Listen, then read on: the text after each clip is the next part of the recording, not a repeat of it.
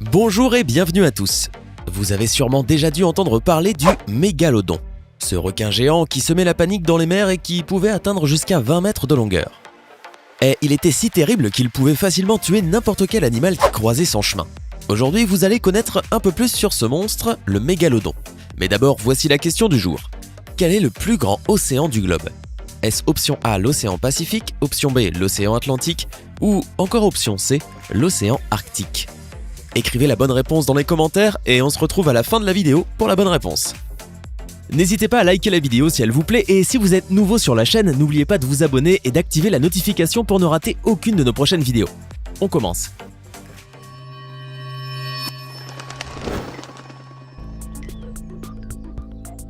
Pour ceux qui ne le savent pas, le mégalodon était un géant requin qui vivait dans les mers de notre planète Terre.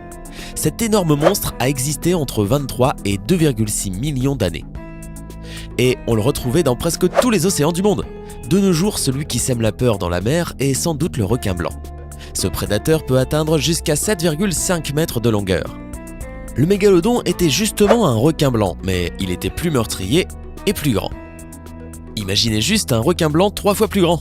La taille de ce monstre pouvait dépasser les 20 mètres de longueur, sachant que sa moyenne allait de 14 à 18 mètres. Juste à titre de comparaison, un container mesure 6 mètres de longueur et un container est déjà bien grand. Imaginez alors que la taille du mégalodon correspondait à 3 containers. Un requin ayant cette taille pouvait peser jusqu'à 100 tonnes et rien que sa bouche pouvait avoir 3 mètres de large. 3 mètres est presque la largeur d'une piscine. Imaginez-vous une bouche ayant la même taille qu'une piscine. Il pouvait tenir toute une famille entière dans sa bouche. Ayant une bouche comme celle-là, il pouvait avaler beaucoup de choses. Il mâchait, il avalait. Et pour empirer, ses dents n'étaient pas du tout petites. Les dents du mégalodon mesuraient environ 18 cm de longueur. Énorme, c'est à peu près la taille d'une bouteille de 600 ml. Et bien sûr qu'il n'avait pas qu'une dent dans sa bouche. Il avait effectivement 276 dents géantes qui étaient formées en 5 lignes d'énormes dents. Si quand un requin blanc mord, il cause déjà un énorme dégât, imaginez ce que pourrait faire la morsure d'un mégalodon. Pour vous permettre de mieux imaginer, voici la comparaison d'une dent de mégalodon et d'une dent de requin blanc. Et son nom mégalodon lui a précisément été attribué à cause de ses dents, car mégalodon signifie dent longue. En plus d'avoir des énormes dents, il est le champion en ce qui concerne la morsure la plus forte du royaume animal. Juste pour que vous vous fassiez une idée, nous allons commencer à parler de la morsure du T-Rex, qui a été sans doute un des plus grands prédateurs déjà existants sur la planète Terre. Une morsure de la part du T-Rex aurait approximativement 6 tonnes de force. Actuellement, l'animal vivant qui a la morsure la plus forte du monde est l'alligator du Mississippi avec une morsure de 965 kg. Presque une tonne, ce qui est à la fois très fort et qui est la réponse à la question du jour. Mais la morsure du mégalodon avait une force de 18 tonnes. 3 fois plus fort qu'une morsure du T-Rex et 18 fois plus qu'une morsure de l'alligator, l'actuel champion. Comme nous en avons déjà parlé, les mégalodons ont régné dans les océans plusieurs années et ils étaient des créatures géantes ayant une énorme force. Sa morsure était si forte qu'elle était même capable de détruire n'importe quel animal en face. Oui, j'ai bien dit détruire, en coupant les viandes et en cassant les os. Mais ce n'est pas leur manière préférée d'agir. Eux préféraient avant tout attaquer les nageoires des proies pour les rendre plus faibles et après ils les dévoraient en une seule fois. Généralement, quand ils atteignaient l'âge adulte, ils chassaient des baleines, des orques et tout autre animal qui apparaissait devant lui. De leur côté, les orques attaquaient en groupe le mégalodon, mais dans la plupart des cas, celui qui gagnait était quand même le mégalodon. À titre de curiosité, leur bébé pouvait naître avec une taille de 3 mètres de longueur. Ceci est la taille d'un requin-tigre, une espèce bien dangereuse et qui existe actuellement. Après le mégalodon, le seul animal qui semait aussi la terreur était le Léviathan melvillei, une énorme baleine de la même famille des cachalots actuels. Cet autre monstre pourrait avoir jusqu'à 17 mètres de longueur avec des dents qui pourraient mesurer jusqu'à 36 cm. Comme les mégalodons et les Léviathans ont vécu dans le même milieu, il y a sûrement eu des batailles épiques entre les deux. D'après ce que l'on sait, le grand requin s'est éteint il y a 2 millions d'années. Pourtant, des questions se posent quant à son extinction, étant donné qu'aucun autre animal ne le surpassait dans la chaîne alimentaire des eaux du globe. Le mégalodon était un apex prédateur ou surprédateur, c'est-à-dire qu'il n'était la proie d'aucun autre animal. L'hypothèse acquise jusqu'ici était relative au climat, mais une nouvelle étude a désormais changé la donne. Cette dernière a été menée par une équipe de l'Institut paléontologique de l'Université de Zurich et publiée dans le Journal of Biogeography le 30 mars 2016. Les scientifiques ont cherché à comprendre comment un tel animal avait pu disparaître alors que l'homme n'était pas encore sur Terre. Ils ont analysé la répartition géographique des découvertes de fossiles du mégalodon ainsi que leur nombre au fil des temps géologiques qui correspondaient. Les chercheurs se sont basés sur un recensement de fossiles disponible dans The Paleobiology Database, une base de données mondiale. Et selon ces scientifiques, ce sont ces petites proies qui auraient conduit le mégalodon à sa perte.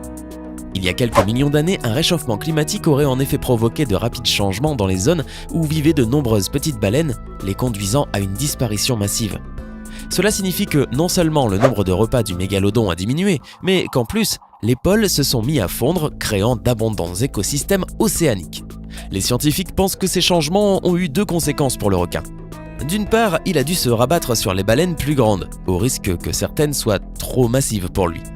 D'autre part, le mégalodon, habitué aux espaces côtiers plus chauds, n'a pas pu suivre dans le froid des pôles les autres espèces marines, et notamment les grands cétacés qui ont eux réussi à s'adapter rapidement et y faire leur niche écologique. C'est ce qui a sans doute conduit le squale à la famine. En conclusion, un manque de proie potentielle et une quantité plus grande de prédateurs concurrents sont les causes de la disparition du mégalodon, le plus grand requin ayant jamais vécu sur Terre. Mais il y a des gens qui ne croient pas en cela. Comme vous le savez, l'être humain n'a exploré que moins de 5% de l'océan. C'est pour cela que plusieurs personnes croient que le mégalodon peut encore exister. En 1875, 2 dents de mégalodon ont été trouvées lors d'une exploration des océans. Ces dents avaient apparemment entre 10 et 14 000 années. Et si ces dents sont réellement si récentes, cela peut signifier qu'il peut y avoir un mégalodon quelque part. Un autre signalement a été rapporté en 1918, cette fois-ci vers la côte de l'Australie.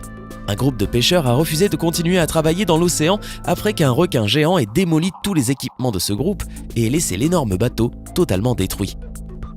Quand ils sont rentrés chez eux, ils ont dû expliquer ce qu'il s'était passé avec le bateau. Pourquoi est-ce qu'il était autant endommagé ? Tous les 15 pêcheurs, sans exception, ont raconté qu'ils avaient vu un énorme requin, de la même taille qu'une baleine. Et pour terminer, les pêcheurs ont aussi déclaré que l'animal mesurait environ 115 pieds, ce qui est l'équivalent de 30 mètres. La créature était si grande qu'elle les a presque tués. Et après cette histoire, ils ont voulu continuer leur travail de pêcheur. Ce n'est pas tout, en 1954, un navire, le Rachel Cohen, se trouve dans les eaux indonésiennes, à Timor exactement. Un choc violent se produit et on pense à ce moment que l'agitation de la mer pourrait être la cause de ce choc violent.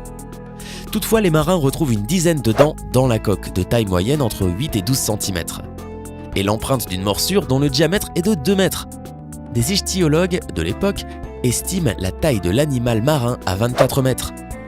Toutes ces mesures correspondent à un requin d'une taille gigantesque et le mégalodon semble être le premier à venir en tête de la liste des suspects.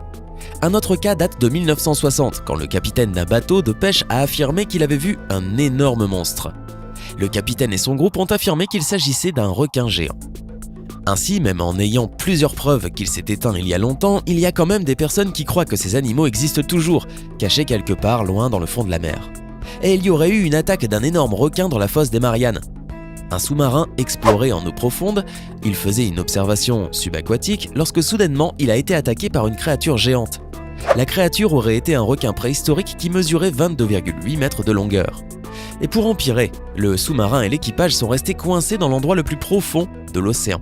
Oui, l'équipage est resté coincé dans la fosse des Mariannes avec l'énorme requin. Et pour aller sauver cet équipage, le plongeur spécialiste en sauvetage nautique en eau profonde, Jonas Taylor, a été envoyé à l'endroit indiqué. Cette histoire dont nous venons de vous parler, celle de l'équipage coincé dans la fosse des Mariannes avec l'énorme requin, n'est heureusement pas réelle. C'est juste l'histoire d'un film appelé En eau trouble.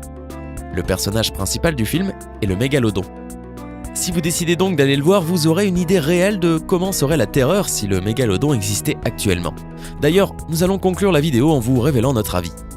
Oui, on pourrait supposer que le mégalodon ait survécu tant de siècles dans les profondeurs, ce qui expliquerait le manque de témoignages crédibles, mais les rares preuves de son existence ne coïncident pas avec cette théorie. Il est permis de penser que le mégalodon se serait adapté au fond marin. Toutefois, ceci ne fait que repousser le problème. Car au vu des dimensions, il aurait fallu que le mégalodon ait une alimentation colossale, comme des dauphins ou des baleines.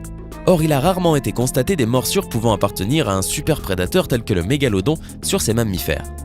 De plus, la faune marine dans les profondeurs n'a pas de grands spécimens à notre connaissance et est plutôt l'apanage de poissons certes étranges mais de taille modeste.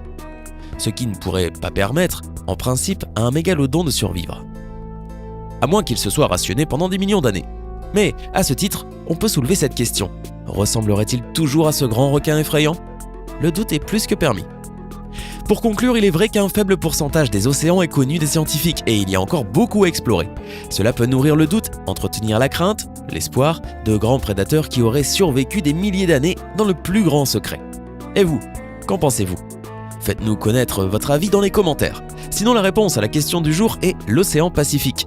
Eh oui, le Pacifique mesure 166 millions de kilomètres carrés, tandis que l'Atlantique fait seulement 106 millions de kilomètres carrés. Une différence de surface très sensible et équivalente à environ 92 fois la France. Hey, c'est tout pour aujourd'hui. Si vous avez aimé la vidéo, n'oubliez pas de la liker et de la partager avec vos amis. Et si vous êtes nouveau sur la chaîne, n'oubliez pas de vous abonner et d'activer la notification. Bye bye!